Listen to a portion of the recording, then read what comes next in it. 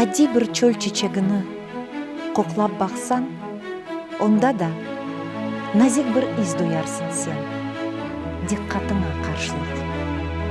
Жүрегіңні аңлап олсаң, эн яман деп белеген кишиңде де илле бардыр, аз болса да, яхшылык.